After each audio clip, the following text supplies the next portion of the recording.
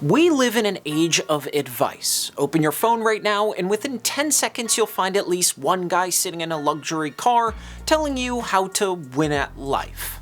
Wake up at 4 a.m., take cold showers, cut out all negative people, drink water, touch grass, manifest wealth by thinking about it really, really hard.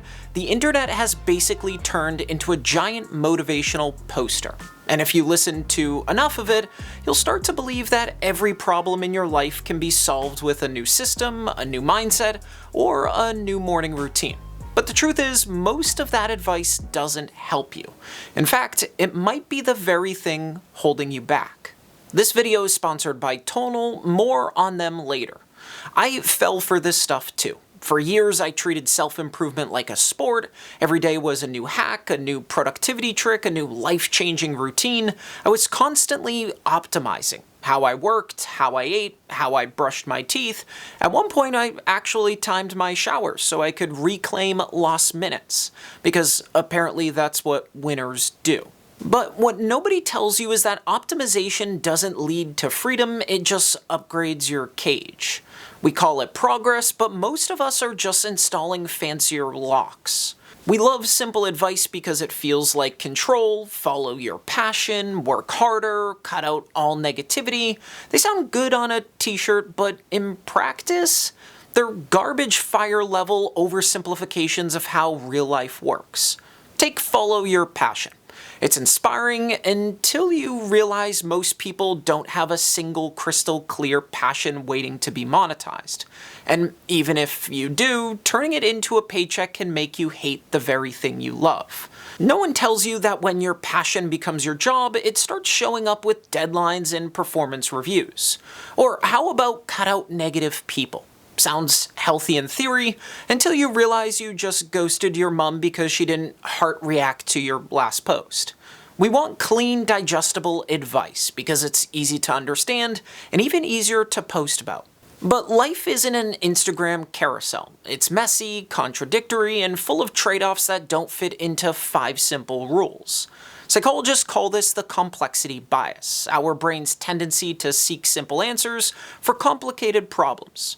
It's why we keep clicking videos titled "This productivity system will save your life," even though none of them ever actually do.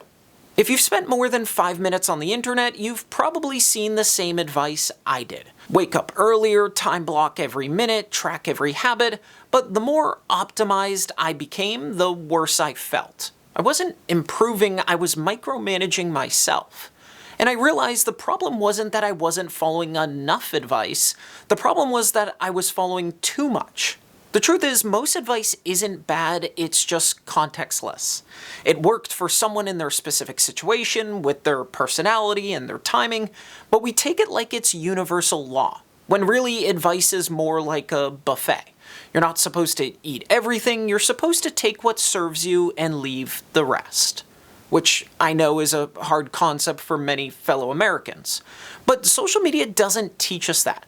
It teaches us certainty, it teaches us confidence over nuance, that the person who sounds the most sure is probably right.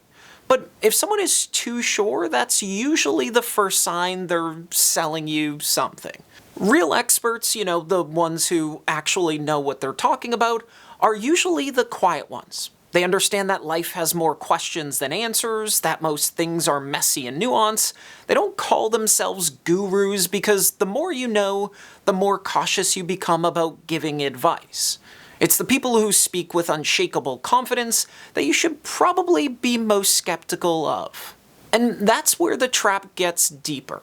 The algorithms reward extreme advice, not get a little better at managing your money, but if you're not making $10,000 a month by 25, you've failed. Not take rest when you need it, but if you ever rest, you'll lose to the person who didn't. The system doesn't want balance, it wants obsession. Because obsession keeps you scrolling. At the start of the year, I decided to take a break from all of it. I deleted every social media app from my phone, Facebook, YouTube, Instagram, TikTok, even X, formerly known as the place where productivity gurus argue about the correct water temperature for ice baths. I stopped listening to podcasts, well, aside from occasionally overhearing my wife, Mel's murder podcasts, which I'm pretty sure has made me 30% more paranoid. And for the first time in years, my brain felt quiet. Then I went back. Last month, in preparation for launching my YouTube channel, I jumped back on social media and immediately got pelted in the eyeballs with a fire hose of advice. Every scroll, someone shouting the secret to life, success, happiness, or the perfect morning smoothie. After being away from it all, the noise was deafening, and the contradictions were even more obvious. I realized how exhausting it is to constantly be told how to live, and how freeing it was to finally stop listening. I wasn't chasing 1,000 conflicting ideas, I was just following one, my own. Which, speaking of taking a break, a quick word from today's sponsor. Because if there's one thing you shouldn't skip, it's supporting the people who help make videos like this possible. Everyone online has a life-changing routine. Wake up at 4 a.m., take an ice bath, meditate for an hour, then somehow still have time for Pilates. Right between my 87 unread emails and daughter's snack negotiations. That's why Tonal just makes sense. It's the ultimate home gym that puts an entire fitness studio, including Pilates, right on your wall. No bulky reformers, no weird springs, no finding your center while the dog's licking your face. With personal resistance that adjusts automatically as you get stronger, and expert guidance from coach Kristen McGee, Tonal helps you build real strength, improve mobility, and actually feel grounded without needing a 4 a.m. wake-up call. It's proof that fitness doesn't need to be complicated, just consistent.